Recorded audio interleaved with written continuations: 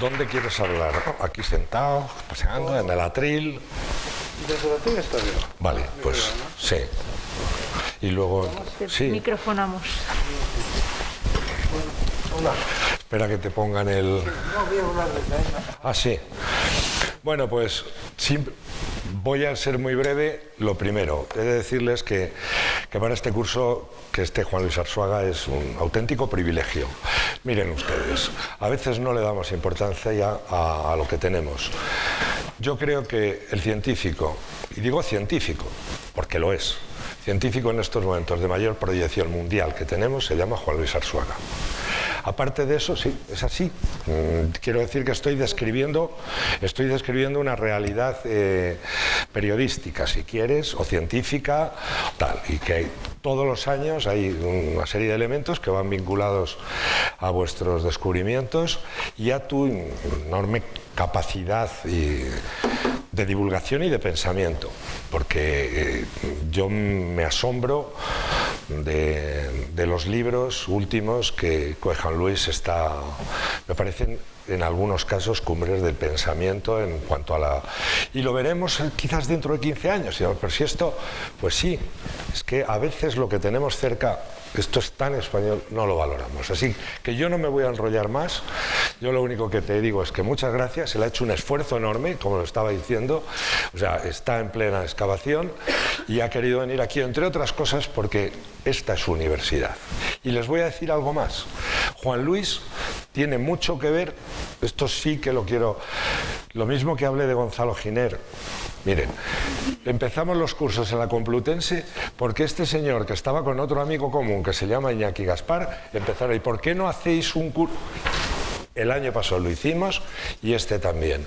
Así que gracias por estar aquí y gracias por haber propiciado en un primer momento que estos cursos sean posibles. Así que tuya es la palabra y el escenario y lo que te dé la gana. Pues estupendo. Buenos días. Muy bien, me han gustado mucho tus palabras. Buenos días. Ante todo, he venido con un poco de prisa porque vengo efectivamente de la excavación y la verdad es que al final venir de Burgos al Escorial lleva tiempo. Más de lo que dice el Google y lo que dice el Waze. O sea, no son verdad. Son muchas leguas, ¿no? Que diríamos si estuviéramos en una novela histórica.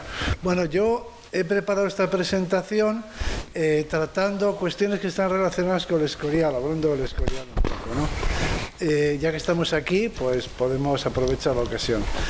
No voy a hacer una conferencia de historia de la ciencia, pues no soy historiador de la ciencia, entonces no me corresponde hacerla, sino de historias de la ciencia, algunas historias de la ciencia que pueden ser amenas o entretenidas y que tienen que ver con, bueno, pues con el lugar en el que estamos. Se me oye bien, ¿no? El micrófono está bien. Bueno, entonces ahora voy a aprovechar para decirle a mi mujer que está aquí, que se llama Lourdes, que si puedes ir a la bolsa a sacar un libro que había traído y que con las prisas, con la ropa sucia, pero hay un librillo ahí del que me gustaría hablar al final de la charla. Pero como es al final, pues mete la mano ahí en la bolsa y cuando encuentres algo duro, eso es el libro. Este es un cráneo con agujeros, vamos a dejarlo en eso, ¿no? Sí, aquí, ahí, en todas partes. Pero aquí sí. Es un cráneo con agujeros. Bueno, pues luego hablaremos de este cráneo con agujeros. En fin, me ha parecido que una buena manera de presentarme es con un cráneo, ¿no? En fin de cuentas, se asocia... Pronto seré un cráneo, pero dentro de unos años, esperemos que muchos, pero quiero decir que bueno, se me relaciona con los cráneos porque es lo que yo estudio. Muy bien. Aquí aparece el primero que aparece en el primer personaje, porque es una conferencia o es una charla sobre todo de personas, que entonces eran personas y luego con el tiempo se ha convertido en personajes. Entonces es una cosa que sucede, ¿no? Las figuras históricas en su día pues eran señores normales. Por ejemplo, hablaré de Ramón y Cajal, que era un profesor de la Universidad Complutense, sin más, ¿no? Brillantísimo y premio Nobel con el tiempo, pero al principio pues era un señor que iba a dar clase. Así que tendemos a imaginar que las grandes figuras de la historia pues han sido siempre grandes figuras y que iban por ahí diciendo frases todo el tiempo lapidarias históricas, ¿no? Y en realidad pues eran personas normales. A este propósito siempre me acuerdo de una historia de Darwin. Darwin tenía una gran admiración, como todos sus contemporáneos, una gran admiración de Humboldt. Y bueno, y de hecho gran parte de su viaje estuvo motivado y fue un inspirador para toda su obra, y Humboldt fue una figura señera y en fin, casi el padre de las ciencias naturales modernas, y Darwin deudor suyo, y bueno, y de hecho quiso seguir sus pasos y empezó a organizar una expedición por su cuenta para visitar Tenerife y el Teide. Allí había estado Humboldt. O sea que Darwin sentía por Humboldt, como todos sus contemporáneos, la más profunda de las admiraciones. Hasta que finalmente tuvo la oportunidad de conocerlo, un buen día. Comió con él en Londres. Y quedó profundamente decepcionado Darwin. Porque por lo visto Humboldt pues comentaba que si estaba bueno el primer plato, o si que le gustaba un poco con más salsa o con menos, es decir, se comportó como un ser humano. Y Darwin, el propio Darwin, lo tenía canonizado y no sé qué esperaba que hiciera Humboldt en una comida, aparte de comentar los platos y contar alguna anécdota. Pero eso es lo que nos sucede en general con los grandes personajes históricos cuando por fin los conocemos.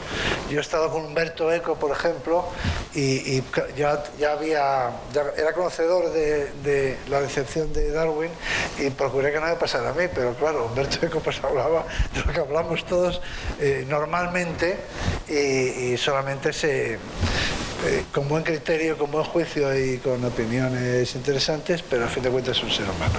Bueno, entonces aquí van a aparecer personajes que en su día fueron personas, como somos todos, antes de convertirse en personajes históricos.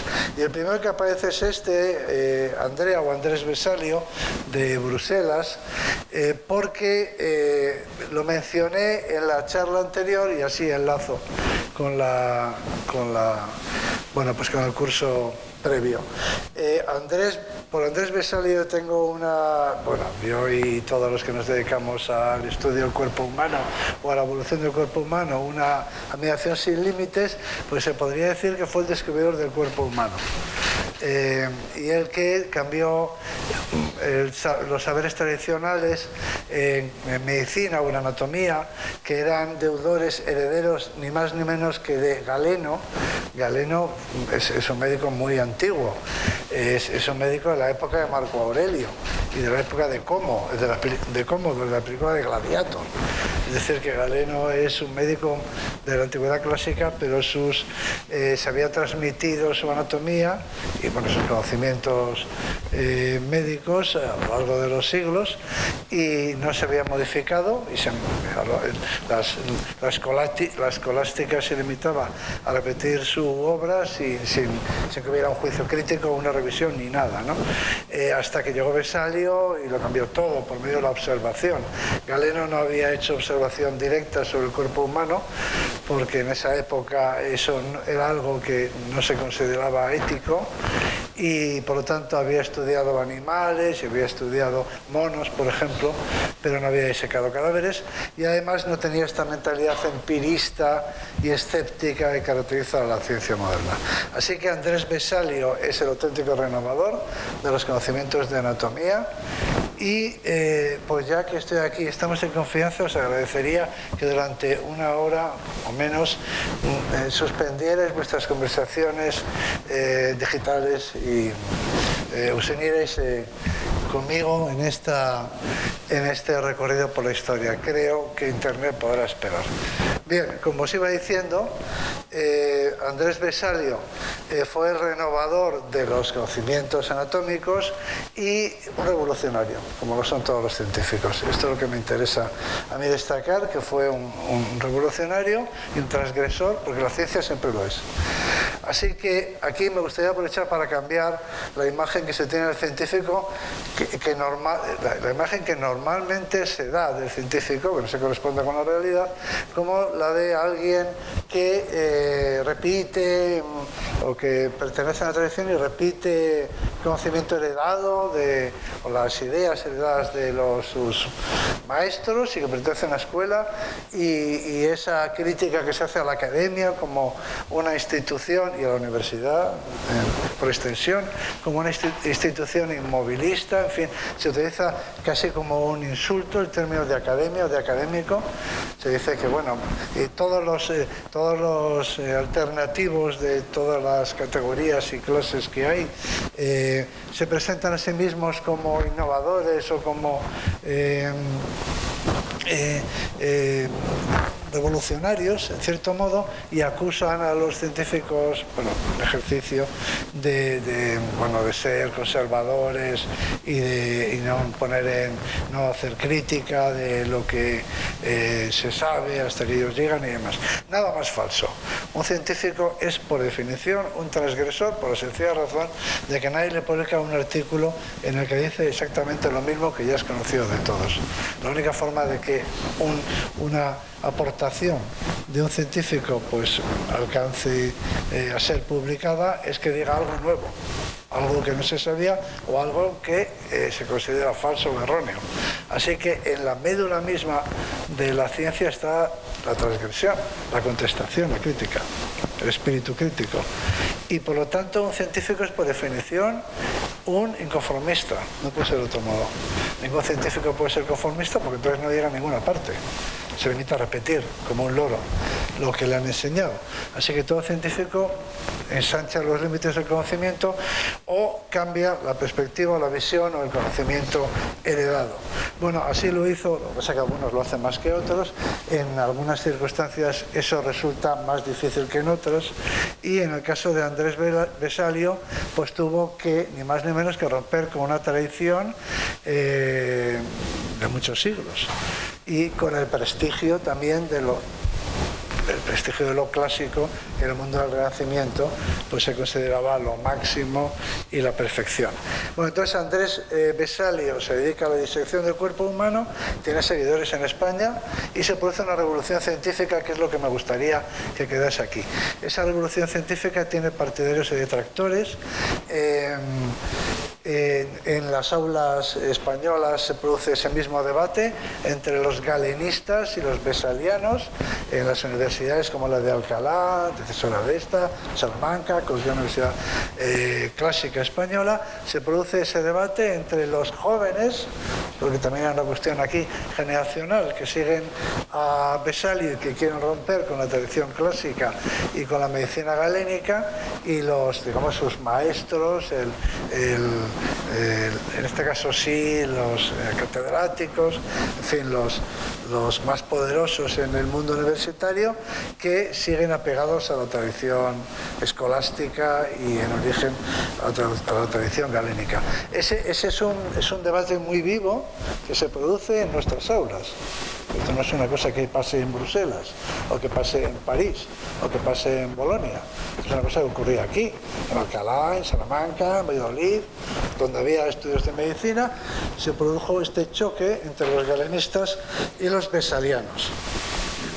Vesaliano era un experimentalista, los galenistas eran más seguidores de una doctrina establecida. Y la ciencia moderna, pues en lo que pone énfasis es en el escepticismo, es decir, en el espíritu crítico, en la no aceptación sin más del paradigma recibido y en su revisión permanente. Y por lo tanto la observación y la experimentación. Y eso es lo que hace Andrés Vesalio, que tiene sus seguidores en España, entre ellos este buen señor que se llama Juan Valverde de Amusco, y se llama Valverde de Amusco porque es del pueblo de Amusco. El pueblo de Amusco es un pueblo que está en la tierra de Campos. Esta es una imagen que tomé yo de una calle con casas de adobe todavía, porque es un pueblo poco conocido, poco visitado. Quiero decir, es un pueblo conocido porque, entre otras cosas, tiene una iglesia que se empezó a construir en la época de Valverde de Amusco, precisamente una iglesia muy, muy grande, y que es conocida como el pajarón de la tierra de Campos. Es como un gran pájaro, lo cual me recuerda una descripción que hace Unamuno de los pueblos de Castilla, de los que dice que son pueblos que tienen unas casitas muy bajas, los pueblos castellanos, pero me refiero a los de la planicie, los de la llanura castellana. Como no hay material de construcción, no hay piedra, son pueblos de adobe, por lo general pueden tener zócalos de piedra, pero en general son pueblos que tienen, los de la tierra de Campos, que tienen casas bajas, y sobresale, destaca sobre ellos una gran iglesia, que Unamuno dice que es como una gallina, y las casas de los pueblos son como sus polluelos, ¿no? Acoge sus polluelos.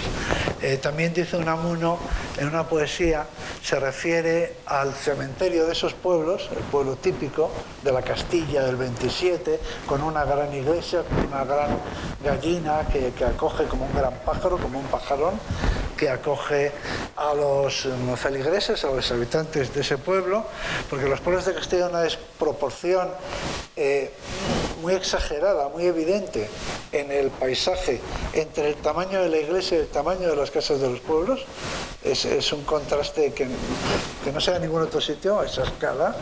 Las iglesias suelen ser enormes y las casas suelen ser muy pequeñas. Y tiene un cementerio al que Unamuno, en un poema, llama Corral de Muertos. Me parece que está muy escrito. Es como un corral, una tapia blanca donde están los muertos de ese pueblo. Bueno, pues así es Amusco, un pueblo en la tierra de Campos, cerca de Carrión de los Condes, cerca también del Camino de Santiago, y aquí nace este personaje que es un vesaliano y seguidor de Vesalio, y que participa en esta revolución. Juan Valverde de Amusco se ve obligado a... Bueno, se marcha muy joven del pueblo, algunos dicen porque se ve obligado. Aquí hay amplio espacio para la literatura histórica, para la novela histórica. Hay quien dicen que por algún conflicto de tipo amoroso, es decir, por algún duelo o algo que le hizo huir precipitadamente y se estableció en Roma. Volvió una vez al pueblo porque Roma le concedió a una de las iglesias no sé qué dignidad en una bula, entonces volvió con esa bula a su pueblo, pero su carrera científica la hizo toda ella en Roma. No se sabe muy bien por qué se escapó o por qué se fue tan joven de su pueblo, pero el caso es que hizo una gran carrera como médico en Roma y tiene desde luego una historia. Por circunstancias del destino, una vez hablando con Peridis, que ahora se dedica a la novela histórica, y tiene algunos libros que están muy bien, y ahora mismo él firma como escritor, me comentó, hablando de este tema, del tema este del médico y de la tierra de Campos, y le conté que Juan Valverde de Amusco, ahora lo comentaré, pero fue quizá el médico más importante, o más conocido, no sé si más importante, pero más conocido de la historia, de la medicina, como lo explicaré, y se quedó muy sorprendido y me dijo lo siguiente, me dijo, qué curioso, porque yo en una de mis novelas, sin saber esto, en una de mis novelas, que no recuerdo cuál, he intentado llamarle a Peridis desde la excavación para que me recordase, me refrescase este recuerdo, pero en una de sus novelas aparece un judío, que ahora mismo no recuerdo si es un judío que es médico o no, creo que sí, y que se llama Amusco. Pero sin tener conocimiento de la existencia de este médico, Valverde de Amusco. Y yo creo que sin haber visitado siquiera el pueblo. Es muy interesante esto porque en Amusco hay una gran sinagoga. Hay una sinagoga muy grande, que es una sinagoga subterránea, curiosamente. Se dice que, bueno, para no hacerle sombra al pajarón, a la gran iglesia, construyó una sinagoga, que es una sinagoga que ha tenido una historia muy curiosa. Últimamente era restaurante. Yo no he conseguido entrar, he visto fotos, pero el restaurante está cerrado cuando yo voy, o no ha coincidido, o están en crisis, o por la COVID, no lo sé, pero no he conseguido ver la sinagoga. El caso es que al final podría ser que Valverde de Amusco fuera descendiente fuera de origen judío, quién sabe, y descendiente del Amusco judío médico de la novela de Peridis. En este caso, la historia habría imitado la novela. Sería una circunstancia muy curiosa. Es posible, no, nunca se sabrá, ¿no? Que los reyes castellanos sigue. hacen todo un esfuerzo enorme, no sé cómo lo hemos contado, no sé, incluso para que vengan judíos. Estar Al-Ándalus está dominado por el integrismo ya islámico de almorávides y almohades, y los reyes castellanos, estos que son listos, dicen todos para acá, y traen muchos judíos a Castilla. Son muy Pues no lo sé, el caso, luego seguiremos con ese... Habla de que puede ser que Peridis, sin saberlo, acertara, y ese judío médico del que él habla en una de sus novelas, pero son novelas muy anteriores, son de la época me parece que de las huelgas de Alfonso VIII, ¿no? Pero no lo sé muy bien porque no recuerdo la novela, pero el caso es que tiene su gracia. Bueno, lo importante es que este Juan Valverde de Amusco escribió este libro, y este es un libro fantástico, que se llama La historia de la composición del cuerpo humano. El primer libro, hemos comentado, el primer libro que ha aparecido es el de Andrea Vesalio, que se llama De Humani Corporis Fabrica, sobre el cuerpo humano, en resumidas cuentas, y este es otro escrito en castellano, de Valverde de Amusco, con unos excelentes grabados. Se piensa que contó con la colaboración de algún pintor español, y hay varios pintores que se proponen como autores, porque los grabados son de enorme calidad pictórica, ¿no? Los dibujos son magníficos. Y quizá por eso este libro conoció muchas traducciones, y fue un libro que se imprimió muchísimo en toda Europa, y era el libro de cabecera de los médicos de la época, lo que los ingleses llaman el companion book, el libro que llevaban en la maleta o en la bolsa cuando los médicos iban a tener pacientes o cuando se desplazaban por motivos profesionales. Es decir, que este fue un libro que tuvo mucha importancia y tuvo mucha trascendencia, y que se estuvo publicando y reimprimiendo hasta el siglo XVIII. Seguramente el libro que ha tenido más éxito en la historia de la anatomía, en la historia de la medicina, porque así como los libros de Vesalio pues fueron muy influyentes, tenían otro formato. Además, este es un libro pequeño que se puede transportar, más portátil, y por lo tanto pues tuvo mucha popularidad. Aprovecho para decir que la Universidad Complutense, Nuestros Pecados, tiene muchos defectos, pero también tiene grandes tesoros heredados. Los defectos son nuestros, los tesoros son heredados, pero uno muy fundamental, que es su biblioteca histórica de la Universidad Complutense de Madrid, que es una de las mejores del mundo, así de fácil, así de sencillo, de las mejores bibliotecas históricas universitarias del mundo, a la altura de Oxford, Cambridge, Harvard, a ese nivel. Y entre otros libros que poseen se encuentra el libro de Vesalio, al que me he referido antes, que nosotros hemos exhibido en algunas de las exposiciones del Museo de la Evolución Humana y también en el Centro de Arte Complutense. Hasta tal punto son valiosos estos libros, que en una visita en la que me acompañaba un historiador de la medicina, me comentó en una de las exposiciones que hicimos sobre el cuerpo humano, en el que exhibimos este libro. La biblioteca histórica tiene varias ediciones, es decir, varios ejemplares, lo cual es increíble. Son libros que vienen de Alcalá en su origen. Y un colega, historiador de la medicina, me comentó lo bien hecho que estaba el facsímil del libro de Vesalio. Y entonces yo le dije que no era un facsímil, que era el original. Y al final se enfadó, porque yo le insistía, me decía, bueno, se lo tomaba a broma, y al ver que yo insistía en que era el original, pues terminó enfadándose, diciendo, bueno, ya está bien de tomarme el pelo. O sea que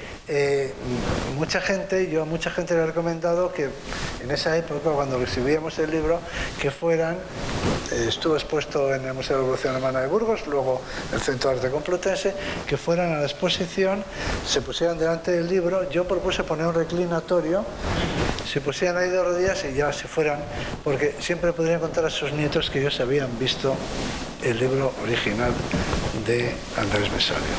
Y eso, el poder decir en estos ámbitos de la historia de la ciencia y la historia de la medicina, que uno ha estado delante de un original de Vesalio, eso es un tesoro para todos, es un recuerdo para toda la vida. Bueno, algunos así lo hicieron. Ahora vamos a pasar a este personaje que se llama Serveto, o Servet, al que yo califico como, voy a utilizar una palabra malsonante, pero es el signo de los tiempos. al que yo considero el mayor tocapelotas de la historia. Para mí es yo mismo me tengo por miembro de esta cofradía, pero en el caso de Servet, bueno, alcanzó las más altas cumbres. Por supuesto murió quemado, condenado tanto por la Iglesia de Roma como por Calvino, es decir, consiguió reunir en su contra tanto a los protestantes como a los católicos y terminó quemado en Ginebra. Pero además de ser un personaje, pues eso, muy crítico y inquieto y contrario y por lo tanto revolucionario y bueno, pues todo un personaje, todo un gran científico. Él había estudiado medicina en París y descubrió la circulación pulmonar de la sangre, ¿no? Algo que no estaba en la obra de Vesalio, es decir, un gran avance. Y por lo tanto Servet, aunque fue condenado por un libro de carácter teológico, que visto a nuestros ojos describiríamos como una chorrada, su herejía, pero que en esa época eran muy puntillosos y no admitían matices y terminó, en fin, y su herejía era condenable tanto para unos como para otros y acabó de esta manera que digo en Ginebra. Un gran científico español, pero que no va a salir en la historia que viene a continuación. Esta es la historia que os quería contar, es una historia que tiene que ver con Felipe II, una historia para novelistas, para autores de novela histórica, en la que los personajes son este joven que aparece ahí retratado por Sánchez Coello en el año 1500, como se puede ver ahí, 64, el dibujo, pero los acontecimientos a los que me referiré tuvieron lugar en 1562, es decir, que prácticamente tenía este aspecto, era solamente 2 años más joven, tenía 17 años. Este es el famoso príncipe Don Carlos. Espera, es que no sé si está apareciéndolo. No aparecen las fechas, No, aparece entero. es que aparece un palacio. No, lo que aparece es la portada del Colegio San Es que Ildefonso. lo veo yo mal, vale. Faltan algunas fechas que están por ahí, pero bueno, es la portada, está bien, es la portada de la famosa portada del Colegio San Ildefonso, es decir, la Universidad de Alcalá de Henares. Exacto. Porque los acontecimientos que se narran a continuación tuvieron lugar ahí. Digo que tiene que ver con Felipe II porque Felipe II era su padre y estaba aquí. Es decir, Felipe II estaba en Madrid, Madrid Escorial, y en ese momento había sido enviado el príncipe Carlos, príncipe de Asturias, había sido enviado a estudiar a la Universidad de Alcalá de Henares por 2 razones. Uno, porque había tenido tercianas, había tenido paludismo y para que se recuperase, y en segundo lugar para que se educase y, a ser posible, se reformase. El príncipe Felipe había sido un niño encantador, por lo visto, pero luego se había vuelto insoportable. No voy a hablar de la vida de este personaje, pero como es sabido, es una figura capital en la construcción de la leyenda negra. Y hasta tiene una ópera también muy conocida y demás, del que se dice que, bueno, que que se disputaba con su padre a Isabel de Valois, que casó con él, que había sido, que era novia o que era prometida de este príncipe Don Carlos, pero con la que finalmente se acabó casando Felipe II, y esta Isabel de Valois tenía una relación, pues al parecer, muy cercana, pero más materno-filial que de otro tipo. Bueno, pero sobre todo esto se ha escrito mucho. Es decir, aquí hay amplio espacio para la novela histórica, tratando las relaciones, este triángulo, no sé si amoroso, pero en todo caso triángulo, Felipe II, Isabel de Valois, príncipe Don Carlos. Pero entonces el príncipe Don Carlos ahora está en Alcalá de Henares y persiguiendo, estudiando, supuestamente, a la tierna edad de 17 años, es decir, acaba de llegar, y persiguiendo a una criada, por unas escaleras se golpeó contra una puerta cerrada. eso es lo que dicen las crónicas. Pero lo de cerrado debe ser un elemento importante en la trama. El caso es que ya persiguiendo por las escaleras a una criada y se pegó con la cabeza con la parte occipital contra esa puerta y inmediatamente se desvaneció y se produjo una gran alarma en la corte. Felipe II envió a sus mejores médicos a tratarlo.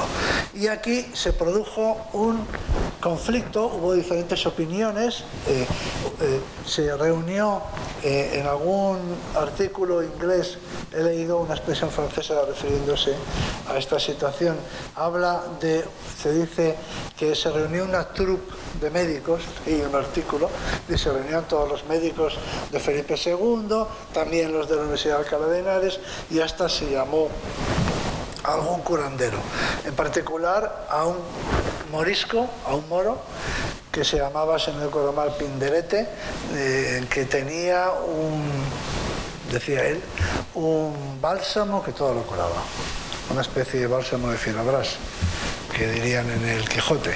Es decir, que cuando la situación se agravó, luego hablaremos de eso, este moro Pinderete, me parece que morisco valenciano, fue llamado a Alcalá para que le pusiera el ungüento en cuestión, en fin, medicinal, y mejorase. Tan desesperada era la situación. No tuvo ningún efecto. Bueno, por supuesto, la llegada del moro Pinderete no fue bien recibida por aquella troupe académica de médicos, y al ver que el ungüento pues, no hacía ningún efecto, fue despedido y se volvió a su región. Pero sí que estuvieron los médicos más importantes del momento, entre ellos, por supuesto, Andrea Vesalio. Este que aparece en esta imagen es Andrés Vesalio, en una imagen un poquito más más moderna, en el que se ve pues, que Andrés Vesalio se pueden intuir incluso algunos rasgos de su personalidad, ¿no? Podemos decir. Sin duda estaba muy convencido de su propio talento, vamos a decir esto así.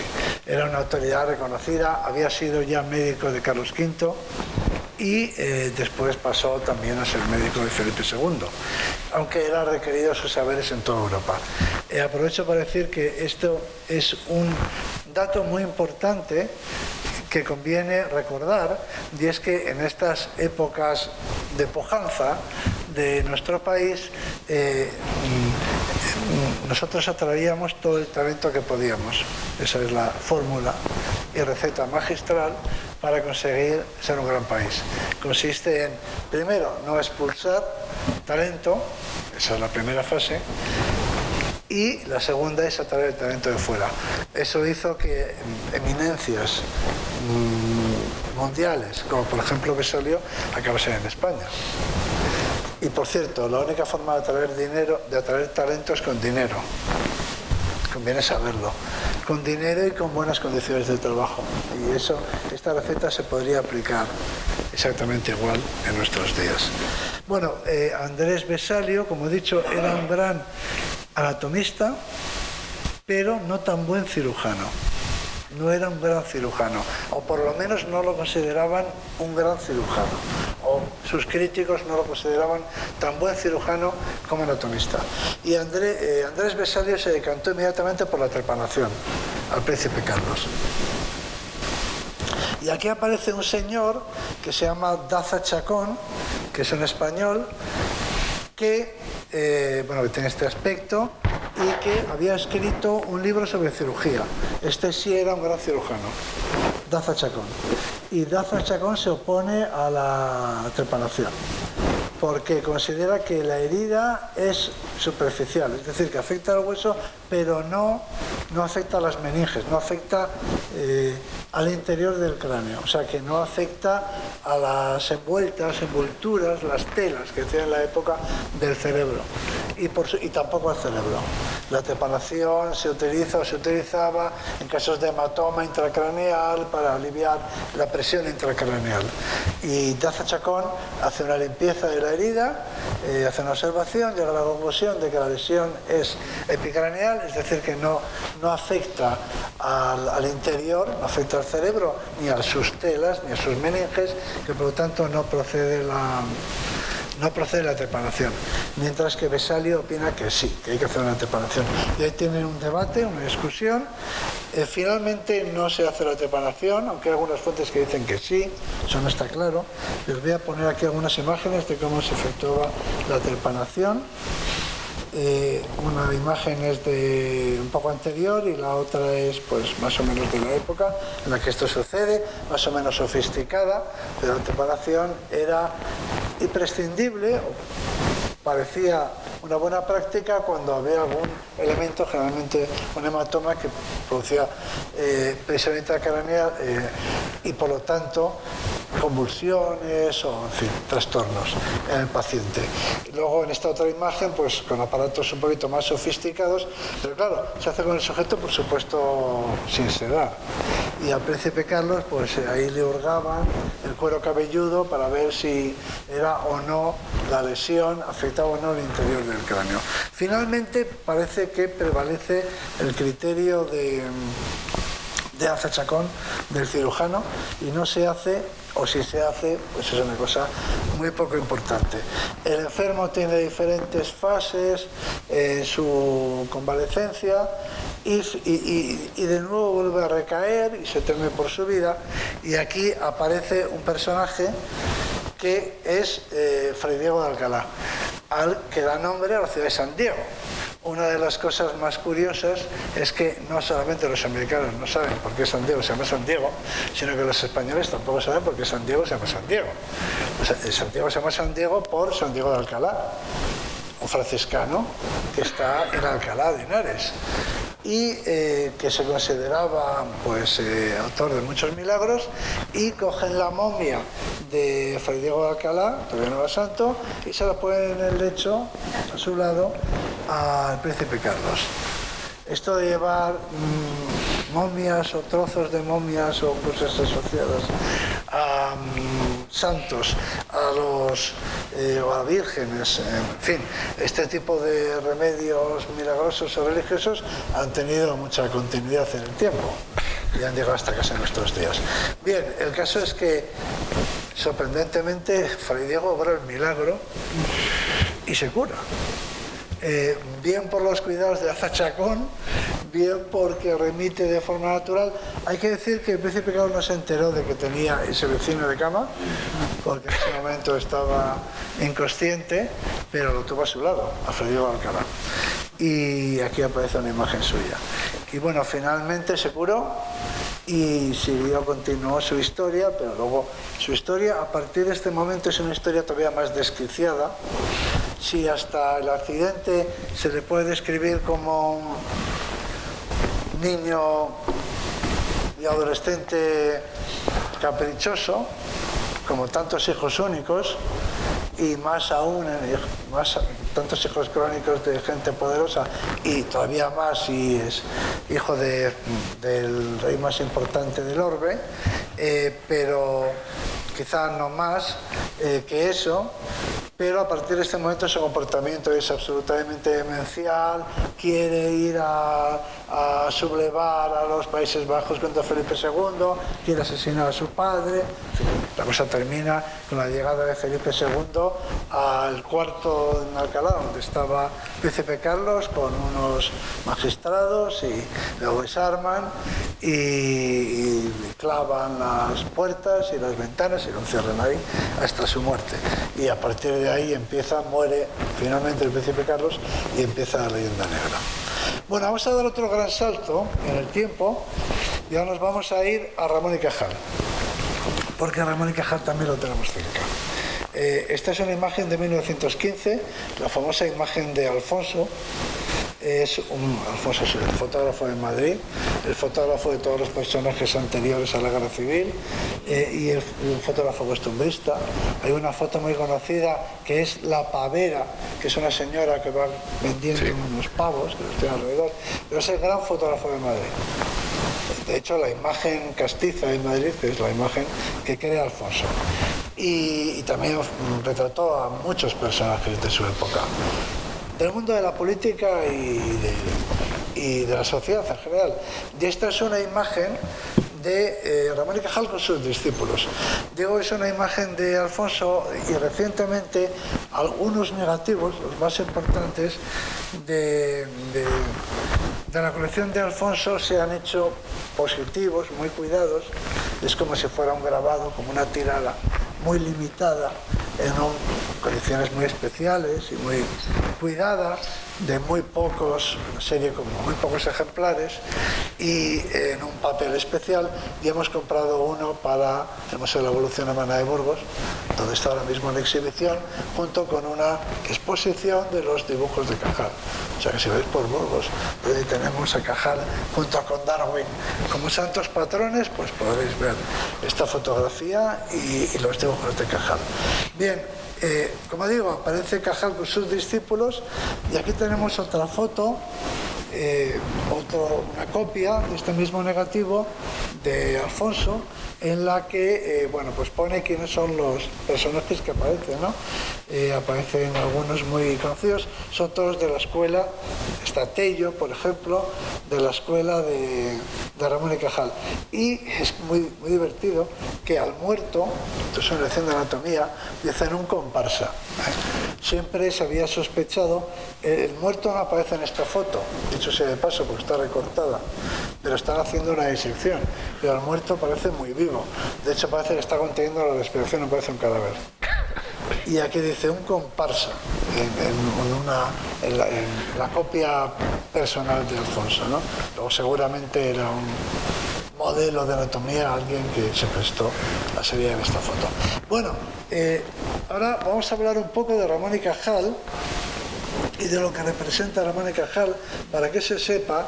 En el año 1934, cuando estaba a punto de morir, se publicó un libro en el que se resumía su teoría, la teoría neuronal, porque Ramón y Cajal también está envuelto en un debate acerca del sistema nervioso, y hay dos teorías enfrentadas. Una que dice que el sistema nervioso es reticular, es decir, que no está formado por células individuales, sino por fibras conectadas, que no hay células, y la teoría neuronal, que es la teoría de Cajal, que dice que el sistema nervioso está formado por células que están conectadas formando redes. Este es un debate fundamental y normalmente no se suele hablar de él. Se dice que Cajal descubrió la neurona, pero es mucho más que eso. Las grandes revoluciones científicas suponen cambios completos de los paradigmas. No es simplemente que descubriese. Y a veces, cuando la gente dice Cajal descubrió la neurona, me imagino a Cajal diciendo, aquí está la neurona, o algo así, ¿no? Lo que hizo Cajal fue cambiar por completo nuestro conocimiento del sistema nervioso. Es decir, es como pasar de decir que la Tierra es plana a decir que es redonda. O de decir que la Tierra es el centro del universo a decir que la Tierra gira alrededor del Sol. Es decir, es una revolución copernicana, es mucho más que un hallazgo. Entonces creo que se le hace muy poca justicia a Ramón y Cajal cuando se dice que descubrió la neurona. Lo que descubrió fue, no sé, que la Tierra gira alrededor del Sol. Porque la teoría imperante hasta ese momento es que el sistema nervioso está formado por fibras, no por células.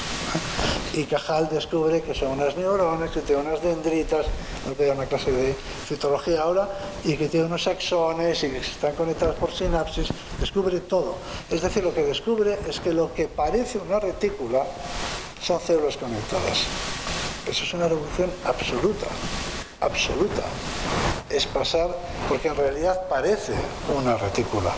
Y de hecho hablamos de redes neuronales. Es decir, se utiliza el término redes en el lenguaje normal, en la citología del sistema nervioso, porque se ven como redes, porque funcionan como redes, pero no son redes. Son células que tienen una estructura muy especial, que tienen unas prolongaciones que se llaman dendritas y otra que se llama cilindroeje, axón, que a su vez se conecta con otras células formando esas redes neuronales que ahora se está investigando, ¿no? Entonces es una revolución tan importante que se vio envuelta en una gran polémica y el tiempo le ha dado la razón a Cajal.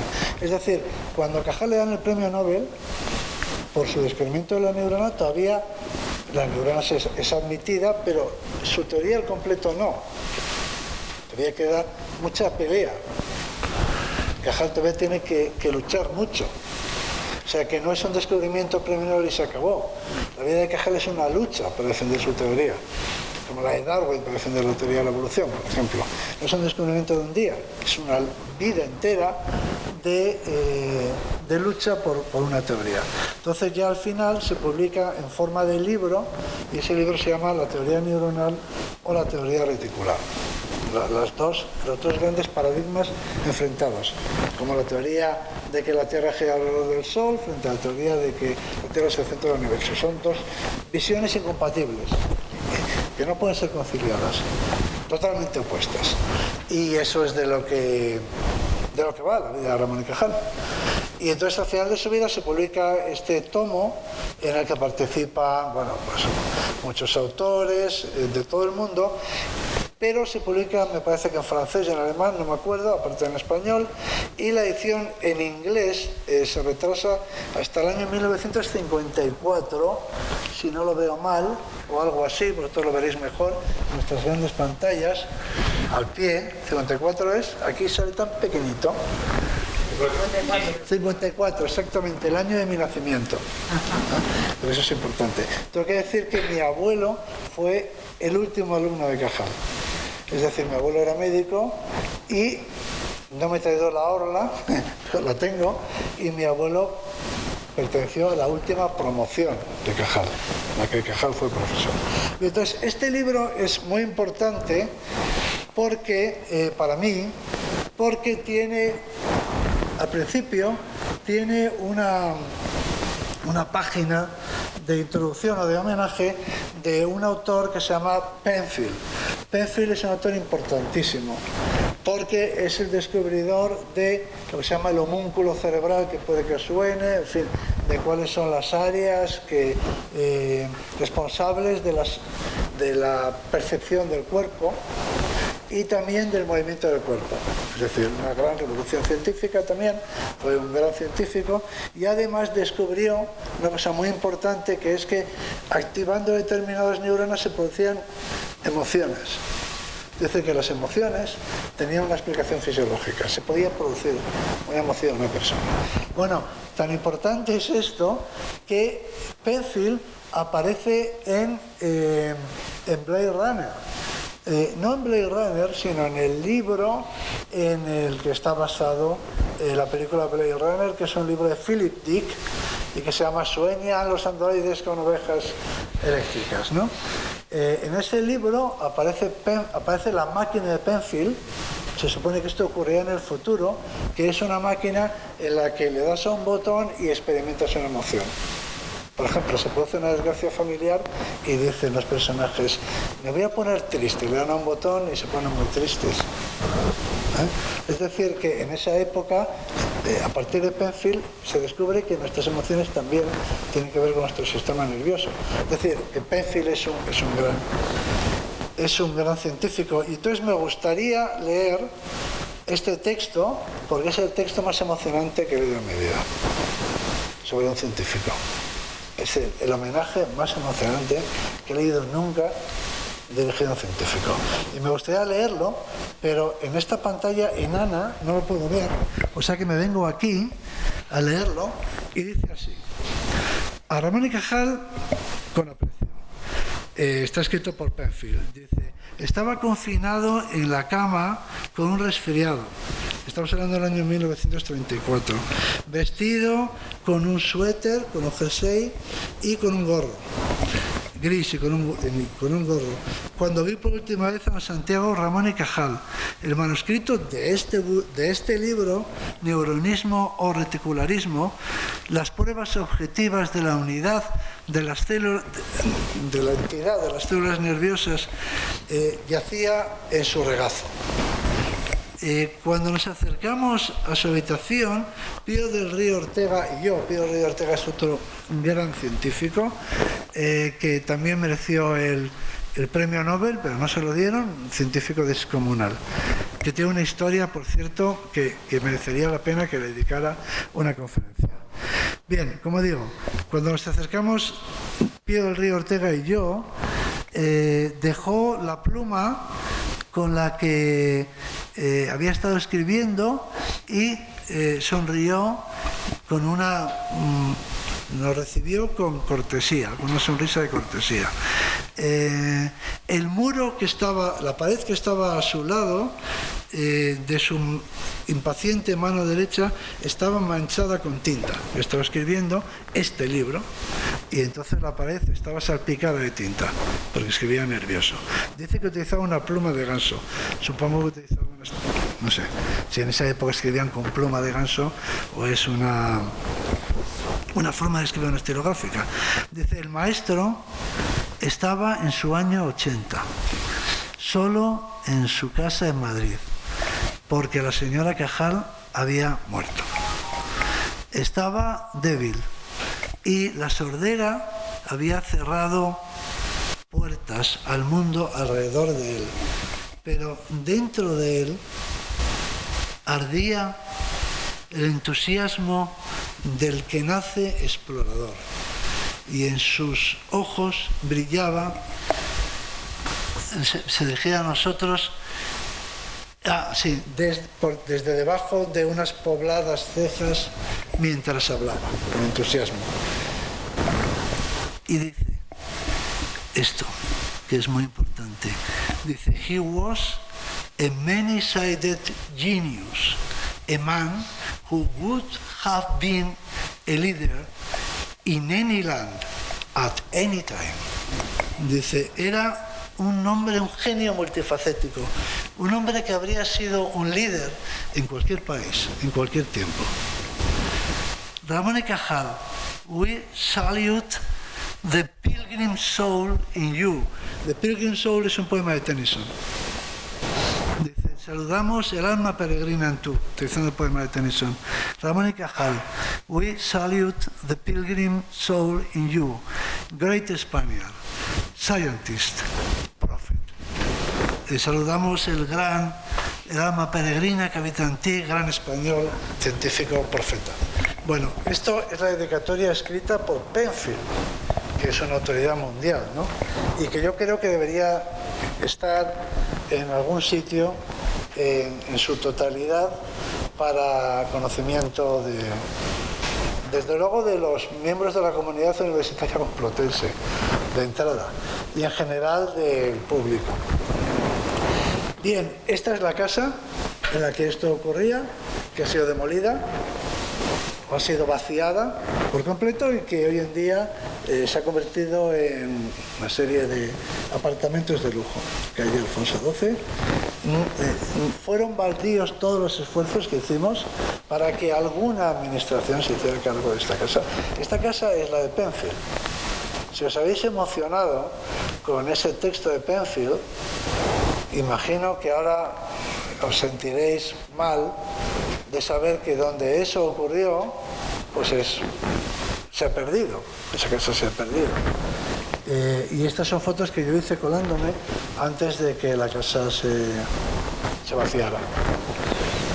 Y está, por ejemplo, a la entrada, por no hablar de su tumba, que está en el cementerio de la Almudena, la que yo visito, y que está abandonada, y sus letras perdidas. Y la reforma de esta tumba no llega a los 2.000 euros. Y ahí está. He recibido una iniciativa de un colegio de Pamplona, de Navarra, para hacer una colecta y reformar o recuperar la tumba de Cajal. Supongo que hay un tema de herederos, no sé cómo se hace esto legalmente, pero me sorprende que alguna de nuestras múltiples academias o instituciones, varias, o organismos múltiples, y ya, ¿por qué no decirlo?, su propia universidad no se ha ocupado de este tema, su propia universidad, que es esta en la que estamos ahora. Pero en fin, vamos a pasar a temas más agradables, porque aquí está Lourdes, con mi hermano y mi cuñada, haciéndonos una foto delante de la casa donde recibió Ramón y Cajal el premio Nobel. Esta casa se conserva, tiene vecinos que viven ahí. La casa donde Ramón y Cajal recibió el premio Nobel en 1906, en esta casa. Podéis ir a verla. No hay ninguna placa, obviamente, pero podéis verla. Esta es la puerta. Y este es un dibujo de Joaquín Sorolla. Así era Ramón y Cajal en 1906, cuando le dieron cuando recibió el telegrama del premio Nobel. Insisto, este señor es un gran sabio, ya hemos visto lo que dice Penfield, un líder en cualquier país, en cualquier tiempo, un alma peregrina, un gran español, un gran científico, un profeta. Y habitó entre nosotros. Quiero decir, en nuestro claustro, en esta universidad, en la misma. Y aquí tenemos otra casa, de ahí se mudó a esta casa que está en la calle de Atocha, y luego de ahí pasó a la calle Alfonso XII, que es a la que me he referido antes. Bueno, todo el mundo de Cajal está alrededor de la Facultad de Medicina, la vieja Facultad de Medicina en la calle de Atocha, que hoy en día es el Colegio de Médicos. Toda su vida, su laboratorio, todo gira en torno a ese ambiente. Quería hablar también de otros personajes, pero voy a tener que dejarlo, como Haldane y Huxley, que escribieron un libro que se llama Biología Animal, grandes personajes de la biología evolutiva, y quería comentar, estos escribieron un libro de biología general en 1927, y esta edición que yo compré es de 1929. Es decir, 2 años después estaba publicado en español. Digo esto porque se tiene la idea de que España vivía en la ignorancia absoluta, en el oscurantismo en aquellos años, y este libro se tradujo y se publicó en España y tuvo difusión en los institutos de bachillerato solo 2 años después de que se publicó en inglés. Estos personajes fueron muy importantes en la Guerra Civil Española porque fueron muy activos en la Guerra Civil Española, eran comunistas convencidos, eran estalinistas convencidos, y luego sufrieron grandes decepciones con Stalin, vamos a decirlo de esta manera, y en fin, y cambiaron sus ideas, pero durante uno de ellos es Julian Huxley, el de la derecha, de es Haldane. Julian Huxley visitó la Unión Soviética y salió de allí muy preocupado. Pero el caso es que apoyaron muy activamente a la República durante la Guerra Civil, y de hecho Huxley desde Inglaterra, Haldane estuvo aquí directamente, como estuvo este personaje que es el doctor Bethune, que es todo un personaje, el doctor Sangre, un canadiense que fue pionero en las transfusiones de sangre, un estalinista convencido por otro lado, que terminó infectándose practicando una cirugía y muriendo en China, en el ejército de Mao Zedong. Como ejemplo interesante, el hospital ese de Sangre, donde el doctor Sangre trabajó durante nuestra contienda, se encontraba en estos edificios preciosos de la calle Príncipe de Vergara, que se conservan hasta el piso. Yo he subido al piso de las oficinas, está exactamente igual que estaba. Eso era Socorro Rojo en esa época, y ahí es donde estaba el hospital donde hacían las transfusiones y toda esa cosa. Quiero decir que hay muchas huellas de nuestro pasado científico, político en la ciudad de Madrid, y que merece la pena hacer un recorrido por la memoria. También, ya para terminar, en el año 1926 se produce un acontecimiento muy importante, se reúne el Congreso Geológico Internacional. Eso es un acontecimiento mundial. En esa época los congresistas viajan en barco.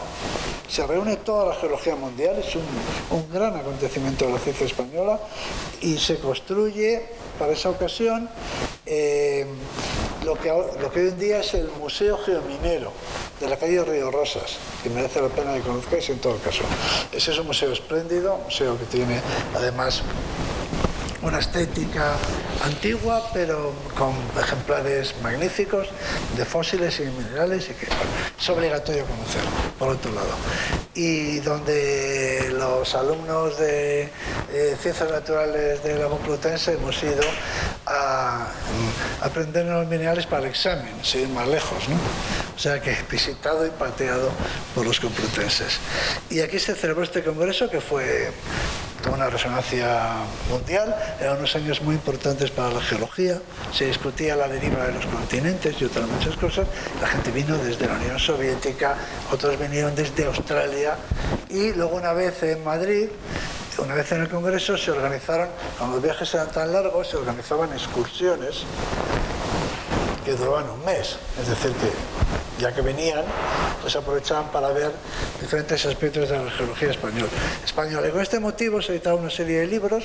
Uno de ellos es este libro sobre la Sierra de Guadarrama, que escribió Obermayer junto con Carandel, que este es un libro difícil de encontrar, se puede encontrar en formato digital, lo podéis descargar, pero es una pieza de colección.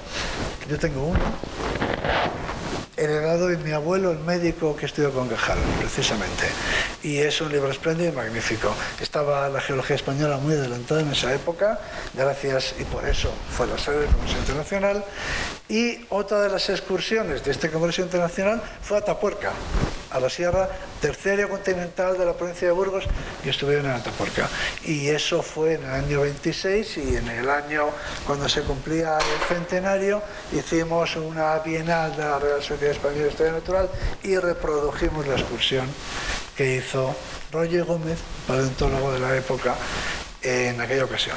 Luego la historia de todos estos científicos es en general desgraciada. Roger Gómez acabó en Colombia, Pío del Río Ortega en Argentina, en fin, luego se produjo la diáspora y la dispersión después de la Guerra Civil. Pero quería hablar del Guadarrama, puesto que estamos aquí en el Guadarrama. Esto que veis aquí es la Gran Guadarrama, lo que la gente llama la bola del mundo. La Gran Guadarrama, los Guarramillas, donde se produjo un acontecimiento muy importante, y es que Francisco Giner de los Ríos, impregnado de krausismo, aquella doctrina regeneracionista, en fin, que dio lugar a la residencia de estudiantes, las instituciones de enseñanza y otras instituciones científicas, la Junta de Producción de Estudios, en fin, toda la renovación de la ciencia española anterior a la Guerra Civil. Concretamente, esta era una filosofía que preconizaba la vuelta del contacto con la naturaleza, el estudio de la naturaleza, como fuente de conocimiento, no solo de la naturaleza, sino también, ya voy terminando, Chani, tranquilo, no solo como fuente de conocimiento, sino también como educación en valores, en fin, un ecologismo, un conservacionismo pues muy precoz, el que se dio. Y en este lugar, concretamente, Francisco Giner de los Ríos, viendo esta puesta del sol, se le ocurrió una idea que se plasmó en un artículo que se llama Paisaje. Y ese artículo se considera inspirador de todo lo que luego vino de apreciación, valoración del paisaje, la geografía, la geología. Es decir, es como el creador de ese concepto de lo que es el paisaje como bien a conservar, como documento a interpretar, en fin, los valores que hoy en día se preconizan en relación con la naturaleza. O sea que este fue un lugar y un momento, fue una epifanía, para entendernos. Luego, posteriormente, pusieron unas antenas ahí. Y finalmente llegó la Vuelta a España. Y yo me acuerdo de haber estado junto con otros compañeros mártires en el despacho de la presidencia de la Comunidad de Madrid, intentando explicar por qué la Vuelta a España no podía subir a ese lugar, como sube. Entonces intentamos explicar que era como si corriese, como si la Vuelta a España pues no se terminase en el Museo del Prado.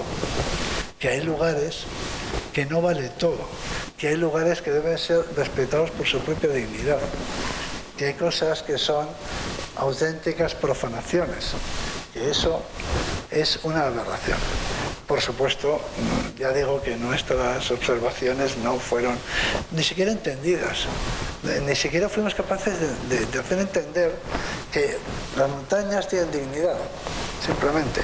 Hay una cosa que se llama la dignidad y que no solamente se aplica a las personas, sino que se aplica a más cosas, a las que consideramos también dignas y por lo tanto susceptibles de ser conservadas y respetadas, ¿no? O sea que el respeto se extiende más allá de las personas. Bueno, finalmente se corrió y se sigue corriendo la Vuelta a España, y si queréis ir allí podéis ver la bola, los ciclistas, la caravana, todo lo que queráis, donde se produjo esta epifanía del pobre Giner de los Ríos, que luego dio lugar a todo el regeneracionismo español. Y ya voy a terminar con esto, que era una propuesta que yo le hice a Cheni, pero que no pudo llevarse a la práctica por motivo de la COVID. Yo había propuesto que nos dirigiéramos en peregrinación a ese hotel en el que quizá alguno de vosotros esté hospedado y que se llama Hotel Hispano-Suizo o Hispano-Suizo. Sí, estamos ahí. ¿Cómo es? El Suizo, se ha llamado. El Suizo. Se ha llamado el Suizo toda la vida. Muy bien.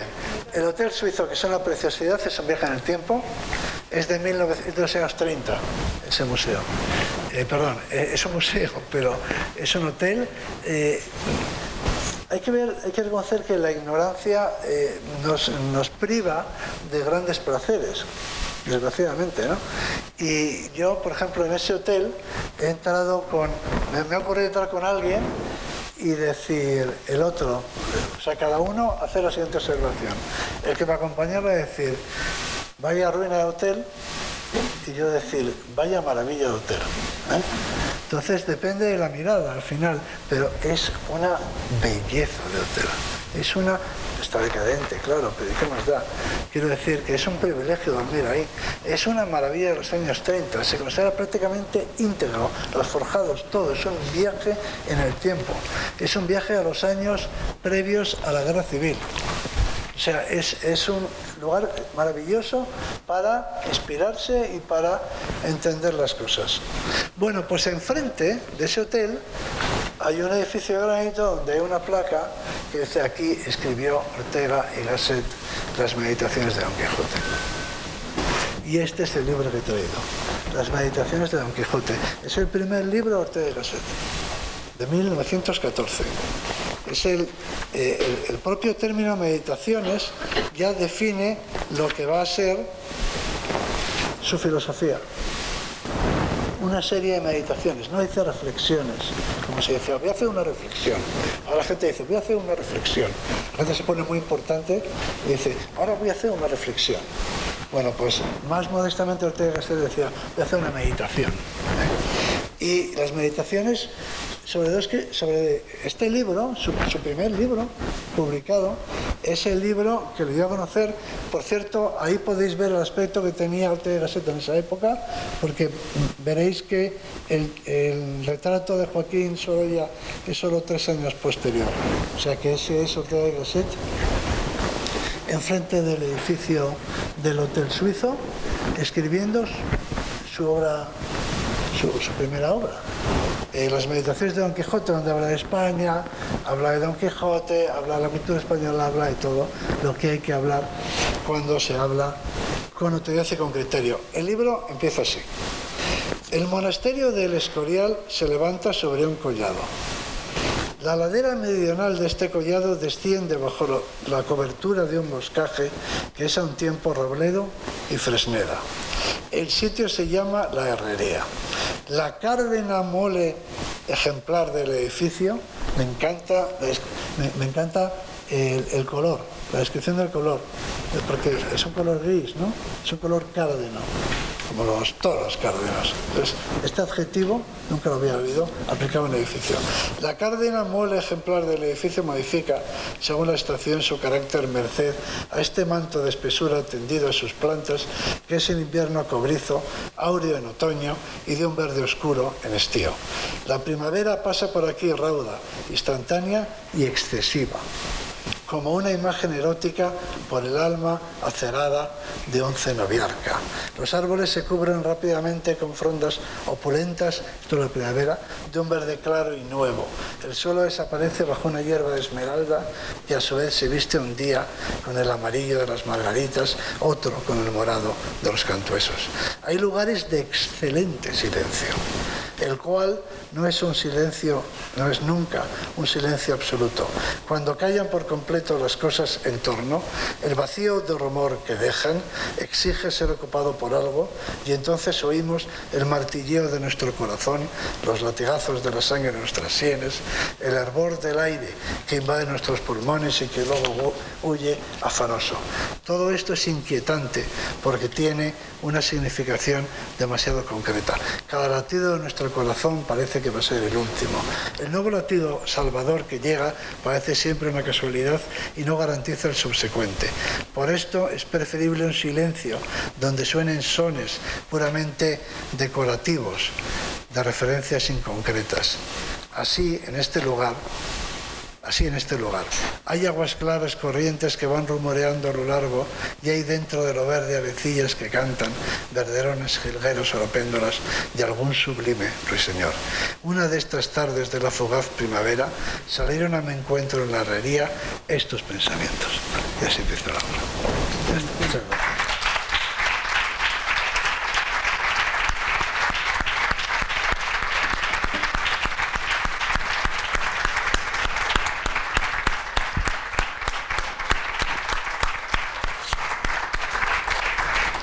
Les voy a contar una anécdota que me ha sucedido por hacerle caso a Juan Luis.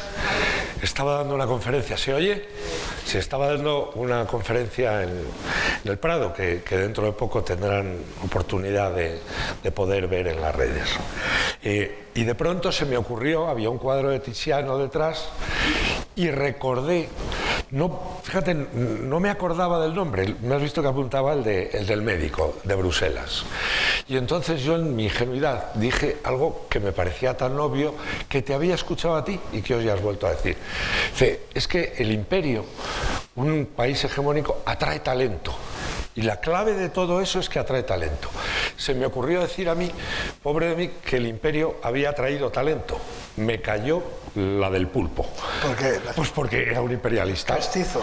Yo quiero decirte que hemos llegado a tal bobada que en un momento determinado, por decir pobre de mí, que delante de un cuadro de Tiziano, que claro, cuando un país es hegemónico, pues efectivamente a lo largo de la historia del mundo ese atrae talento. Ha sido Roma, París. Y ha sido en un momento determinado. Ha sido Nueva York. Claro, y ahora es Nueva York. Y en algún momento pues era Pekín, quién sabe. Ahora sí, posiblemente dentro de poco Pekín.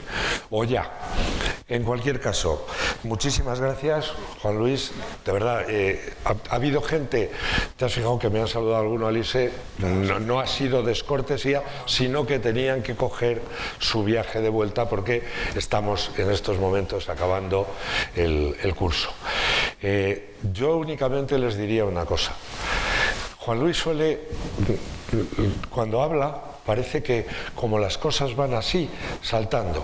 Y luego, cuando piensas en lo que ha dicho, es cuando te das cuenta que hay 4 o 5 mensajes, como ese que se me quedó a mí, de que, claro, atraer talento es lo más importante. Pero tú has dicho hoy una cosa, primero no expulsarlo, sí, y luego atraerlo. Eso me recuerda a lo que dice alguien, algún político por ahí, que dice que para salir del hoyo, lo primero que hay que hacer es no seguir cavando. Sí. Sí, eso. Está mal. En la ciencia también se aplica. O sea, para ganar en talento lo primero que hay que hacer es no expulsarlo. Y luego ya empezamos a importar. Sí, pues a ver si por lo menos no expulsamos y a ver si importamos algo. Sí, hay una pregunta. A ver si me oye bien desde aquí.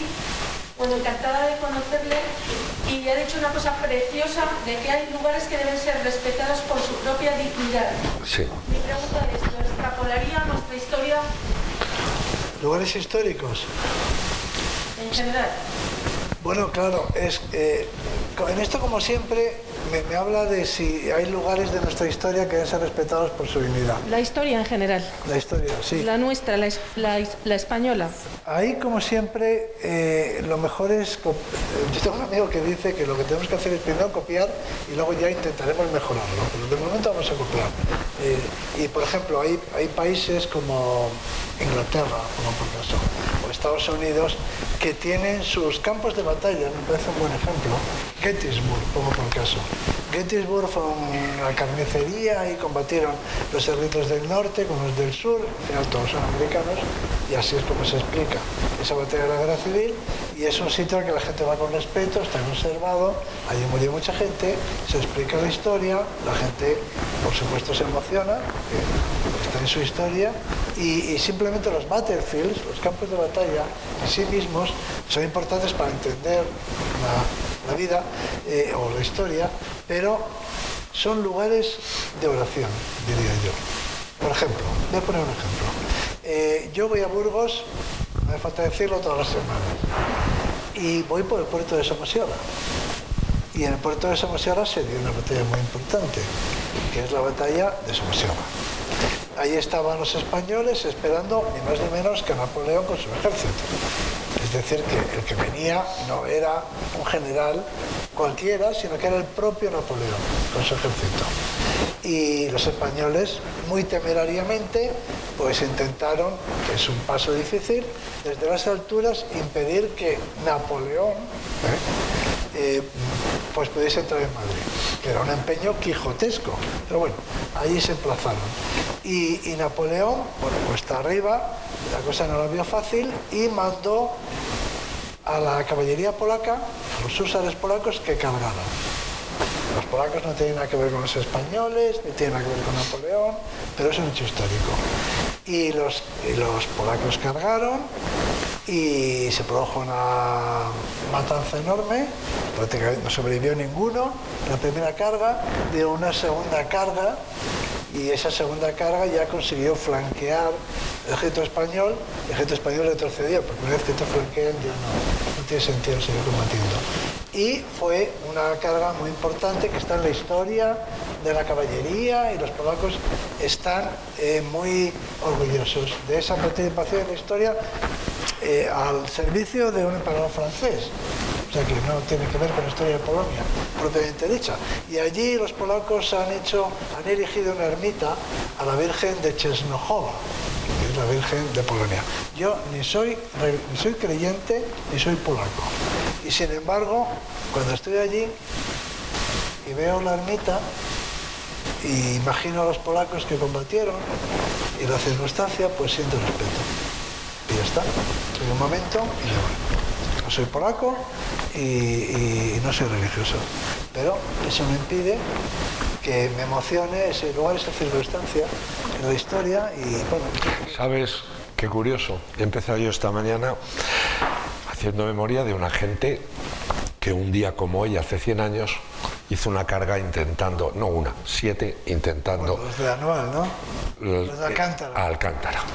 Pues fue una carga también cuesta arriba y posiblemente, ¿qué pintaban allí? Pero yo esta mañana me he emocionado al recordarlo. Es emocionante, como también es emocionante Ramón y Cajal, y claro, todo forma parte de la historia. Pero bueno, los lugares históricos, esos son los que tienen que vivir. Los monumentos naturales también, por supuesto, ¿no? Porque son, a fin de cuentas, pues es la base de todo. Pero los lugares históricos merecen ser disfrutados. Esta es la palabra. Si no se trata de sufrir, si estas cosas están muy bien, porque a uno se le ensancha un poco el espíritu, ¿no? Incluso con cosas que no te afectan directamente. Por eso he puesto este ejemplo de la joyería polaca, que yo soy polaco, pero me parece emocionante que los polacos... Mira, voy a ponerte otro ejemplo. El día pasado hay una historia preciosa con la reina Cristina de Noruega, que vino a España y que está enterrada en Covarrubias. Esta es una reina casi de la época de los vikingos, del siglo siguiente. O sea, son la primera generación que ya no hacen expediciones. Y bueno, pues esta reina Cristina vino a casarse con un hermano del rey, el infante don Felipe, en Sevilla. Un viaje desde Noruega, por tierra. Bueno, fueron a Barcelona y desde ahí fueron a Covarrubias y luego finalmente a Sevilla. Bueno, esta mujer murió a los 4 años y fue enterrada en Covarrubias, donde está su sepulcro, en la colegiata de Covarrubias, junto con los sepulcros de Adán González, el padre de Castilla, y su mujer, que está enterrada en un sepulcro paleocristiano, reutilizado. O sea, en Covarrubias, si vas a la colegiata, verás la tumba del padre de la patria castellana, o del reino de Castilla, Adán González. Su mujer que está enterrada en un sarcófago romano, pero que reutilizaron para la ocasión. Y esta reina Cristina, de Noruega. Bueno, pues los noruegos han edificado y dedicado a San Olaf, patrono de Noruega, que fue un vikingo guerrero, han edificado una iglesia y allí van. Y es una iglesia que está abierta a todos los cultos, en fin, se organizan actividades culturales. Creo que este sábado, sin ir más lejos, va a haber una. O este domingo, no me acuerdo. Quiero decir, es una historia preciosa, ¿no? Lo de esta reina que viene de Noruega, no sé, es impresionante. Eso te hace disfrutar con esto. Yo creo que la historia es para disfrutarla, básicamente. Quédense con esta palabra, se lo he oído muchas veces, la dignidad de las cosas. Él ha querido ir a otra cosa que es lo que no nos parece porque no es humano, pero se lo he oído desde hace muchos años. Un día me dijo, es que una montaña tiene dignidad, es que un paisaje tiene dignidad, un río tiene dignidad y un árbol la tiene también. Eso no significa que tenga derechos humanos, por decirlo así. Entendamos a las cosas en lo que son. Y efectivamente, tú no puedes violar una montaña, ni un río, porque en el fondo estás violando a tu madre. Yo acabo teniendo creo que también está en esas percepciones del científico a lo que te dedicas. Y claro, no es lo mismo estar en una cercanía tan primigenia como en una urbe. En el fondo es cuestión de pasarlo bien y disfrutar, porque, por ejemplo, ahora en algunos ríos, en el Pas, en más lejos de todos los ríos de Cantabria, han muerto los salmones. Sí. Yo tampoco pesco salmones, ¿no? Pero es una delicia verlos subir por las escalas que han construido. Para salvar un embalse han hecho incluso un ascensor. Sí. Eso es bonito. Hay que ir a verlo. No sé, las cosas es que... Sobre todo es muy bueno para los salmones.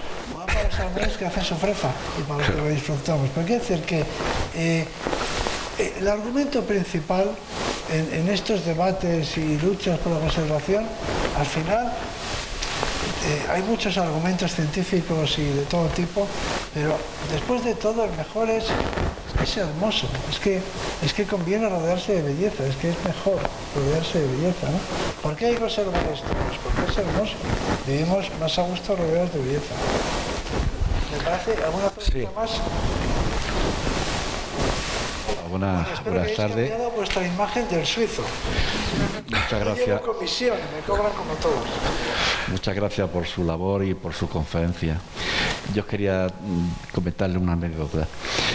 Yo soy cirujano y la primera clase del profesor César Aguirre Viani, discípulo de Castro, la primera entrada nos dijo: yo soy de la escuela de Cajal. Así que como me escribáis Río Ortega sin H, os cateo. Y la otra es que todo el escrito, todo ese comentario del médico de la sangre lo tiene recogido Almudena Grande en una novela suya, El paciente del doctor García. Toda esa fachada de esa calle. Circulación de la Sí, no. Lo del Don Carlos. lo del médico de la sangre. La Guerra Civil Española. El doctor Sangre. El doctor Sangre. Sí, bueno, no me sorprende, ¿no? Almudena lo tiene recogido. Seguro. Muchas gracias. Pero Bueno. yo te diría que creo que sé más, porque igual no ha estado Almudena Grandes en plural, ¿no? Almudena Grandes, Sí. Grandes. Lo mismo no ha estado en el edificio de Príncipe de Vergara, donde estaba instalado ese gorro rojo. Quiero decir que tenéis la oportunidad de ver dónde ocurrió. Vamos a ver, una de las cosas buenas que tiene, yo creo que la novela histórica tiene que ir acompañada, no sé, de los recorridos históricos. Sí. O sea, yo te puedo contar la historia del doctor Sangre, que es un personaje, no sé cómo lo escribirá Almudena Grandes, pero no es un personaje que se pueda describir como un santo, ¿eh? Es un estalinista, en fin, con ideas muy discutibles y por otra parte con un compromiso muy grande, pero gana mucho la novela histórica cuando los personajes, que no sé si es este el caso, tienen matices, y no son santos o demonios. Yo opino eso. En todo caso, este personaje pues, fue muy activo en la Guerra Civil Española y venía a este propósito que casi se siente uno obligado a ir al sitio, ¿no? No sé, por ejemplo, si os interesa la España califal y la rebelión de los mozárabes, pues tenéis que ir a Bobasto y hay que estar en el sitio donde se produjeron los hechos. Es decir, que esta historia del Doctor Sangre, si vas al Príncipe de Vergara, como he hecho yo, te vas al edificio donde estaba Socorro Rojo, donde estaba instalado, subes al piso, llamas al timbre, y es una oficina, no tiene que ver, pero hay una especie de... queda ahí algo, en eso que los lugares hablan. Sí, y merece, por lo tanto la novela histórica, por ejemplo, o la historia, la biografía histórica, tiene que servir también para poner en valor, es decir, puede hacer una contribución importante a la conservación del patrimonio. O sea, si tú dices, este es un piso de Príncipe de Vergara, no te dice nada. O si tú dices, esto es un piso de la calle del Príncipe, no te dice nada. Pero si dices, aquí estuvo el laboratorio del Doctor Sangre, ya te dice algo. Y si dices, aquí fue donde Ramón y Cajal recibió el telegrama, o sea, concedido premio Nobel de la Academia de Sueca, cobra una nueva dimensión. Es decir, que el conocimiento de los hechos históricos también puede contribuir y debe contribuir a la conservación de los lugares históricos. Otra anécdota, y con esto acabamos. Él me enseñó, ¿te acuerdas? Yo no la había conocido hasta ese momento, lo he oído mucho. La casa de Lope de Vega, que es una auténtica maravilla. Bueno, aquí en Madrid, sí. Sí, pero estuvimos viendo la casa y hubo, sin embargo, algo que se me quedó grabado. En la parte de arriba hay un pequeño cuarto con una cama, con un baúl de los tercios, con una espada, y en ese baúl pone AC. ¿Cuál es el personaje que vivió con Lope de Vega allí? Un tal Alonso de Contreras, un capitán español, terror del Mediterráneo, corsario, íntimo amigo de tal. Otra persona me di cuenta que había estado allí y que se ha fijado mucho en eso, un tal Arturo Pérez Reverte, que saca en una de sus novelas precisamente a Alonso de Contreras viviendo allí y los dos, junto con el hijo de Lope, Lopillo, asaltando el convento de Alhama. Quiero decir que no solo, sí, para raptar una novicia y casarse con los usos de la época. Lo que le quiero decir es que no solo poner en valor las cosas, sino que cuando tú vas a los lugares es cuando el espíritu de las cosas te llega, te asalta y puede ser la mejor inspiración. Una pena que ya lo hubiera escrito Arturo Pérez Reverte mejor. Ahí en la puerta de la casa de Lope de Vega, en el dintel de la puerta, que es de granito, hay escrita una inscripción en latín que, si no recuerdo mal, dice lo siguiente, que es toda una filosofía. Dice, aliena magna parva, propria parva magna. Es decir, la casa ajena, lo ajeno, aunque sea grande, es pequeño, porque es ajeno. Lo propio, aunque sea pequeño, es grande. Está puesto, si vais por allí, podéis ver la inscripción en latín, hecha por Lope de Vega. Les voy a decir que vamos a hacer pronto, vamos a empezar en Madrid, a hacer algo de esto. Los escritores vamos a empezar a contar recorridos, hacer algún recorrido y además no solo hacerlo, sino filmarlo un poco y que la conferencia no sea únicamente un señor hablando de tal, sino poner en valor el lugar donde sucedió de alguna manera el hecho y luego el que lo ha contado, lo ha investigado, que lo cuente. Y vamos a empezar a hacerlo pronto y creo que tendrán noticias que a ustedes esto les interesa, pues prontamente de ello. Para septiembre muchas cosas se han paralizado con el COVID, pero empezamos a ponernos en marcha. Y me toca tenerles que decir ya adiós, o hasta luego, o hasta el año que viene, o hasta que ustedes quieran. Yo les voy a decir algo que me sale del corazón. De todos los cursos que yo he dirigido aquí y en la WIMP, he tenido el privilegio este año de dirigir el mejor.